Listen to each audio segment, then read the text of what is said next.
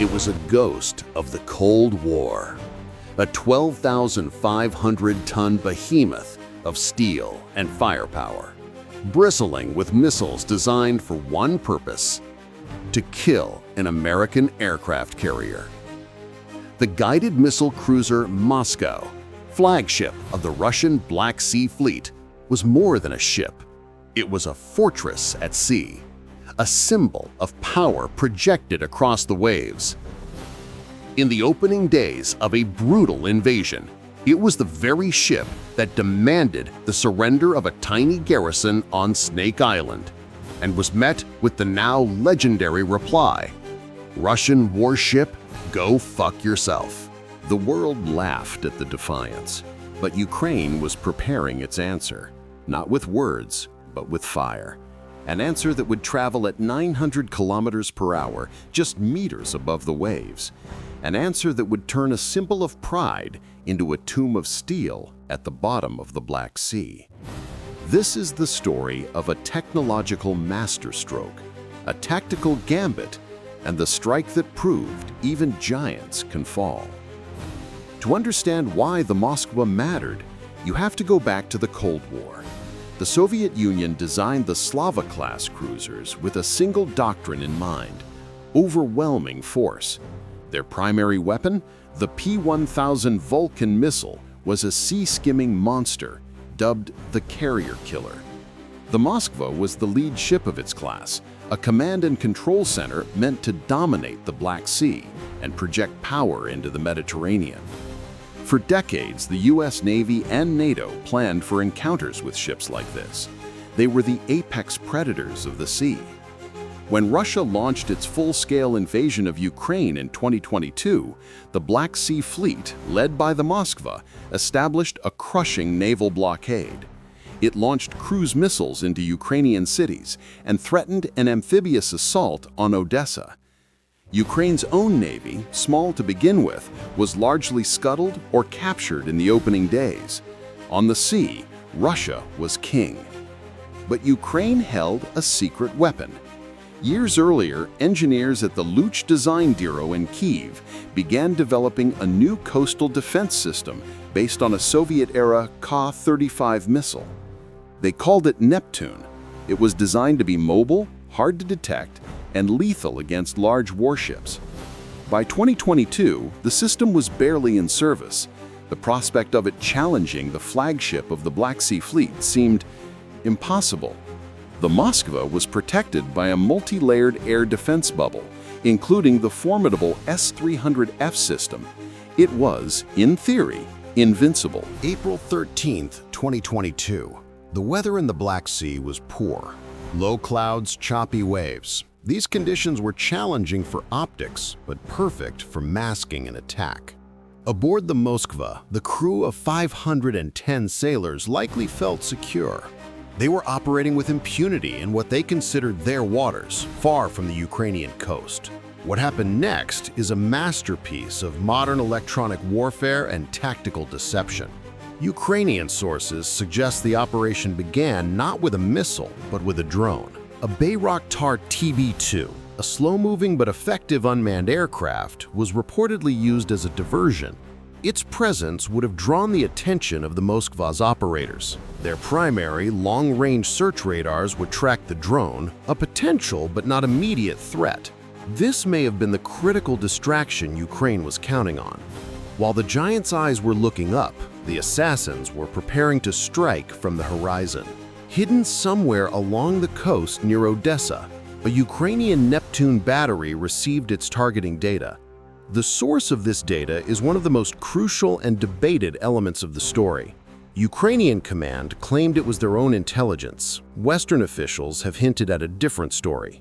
A senior U.S. official later confirmed that the United States provided intelligence to Ukraine that helped them identify and target the ship. It wasn't a direct order to fire, but a piece of a puzzle, a confirmation of a high-value target at a specific location. It was the kind of intelligence fusion that is a hallmark of modern American warfare, combining national satellite assets, signals intelligence, and partner nation information into a single, actionable picture.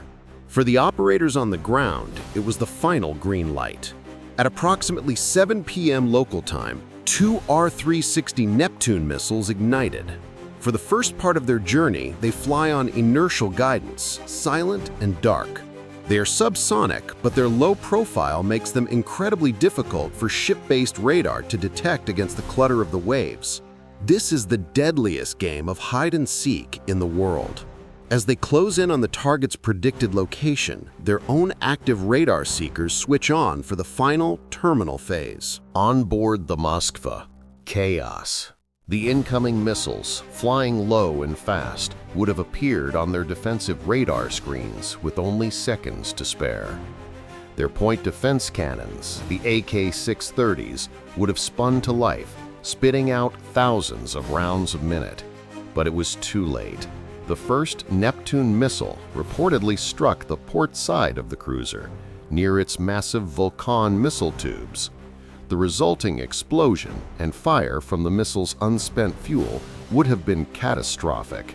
A second missile struck moments later. The damage was immediate and severe.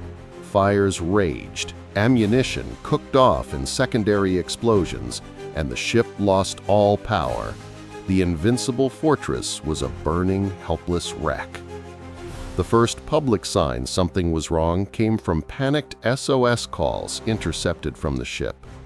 Russia's Ministry of Defense was initially silent, then issued a statement claiming a fire of unknown origin had detonated ammunition.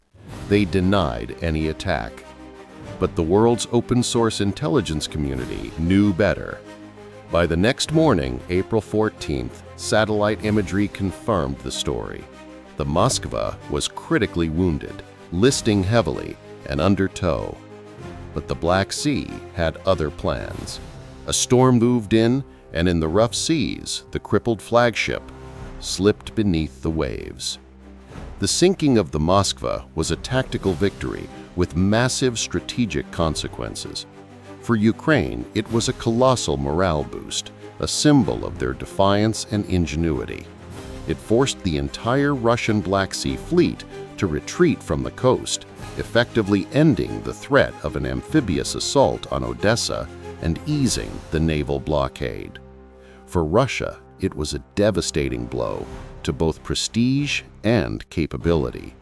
The loss of their flagship, a major air defense and command asset, created a massive vulnerability in their naval posture. But the loudest shockwaves were felt in the war colleges and naval commands of the West. The U.S. Navy, whose entire doctrine is built around carrier strike groups and large, powerful surface combatants, watched intently. The event was a brutal, real-world confirmation of what they had been wargaming for years: the increasing lethality of anti-access area denial, or A2AD weapons. A ship that cost over $750 million, with a crew of hundreds, and the best air defense system Russia could mount, was defeated by 2 domestically produced missiles that cost a tiny fraction of that price.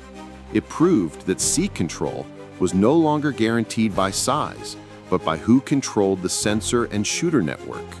It was a lesson paid for in Russian steel, and a lesson the U.S. Navy would not soon forget. A warship is more than its tonnage and its weapons. It is a piece of national territory, a projection of will. The Moskva now lies on the floor of the Black Sea, a man-made reef, its powerful radars forever dark, its missiles silent. It serves as a stark monument to a new age of warfare. The sinking was not just about the destruction of a ship. It was about the destruction of an idea. The idea that sheer size and legacy power are enough to ensure dominance. It revealed that in the 21st century, the spear can be deadlier than the shield. For a nation fighting for its very existence, it was proof that with courage, cunning, and the right technology, they could strike back against a giant.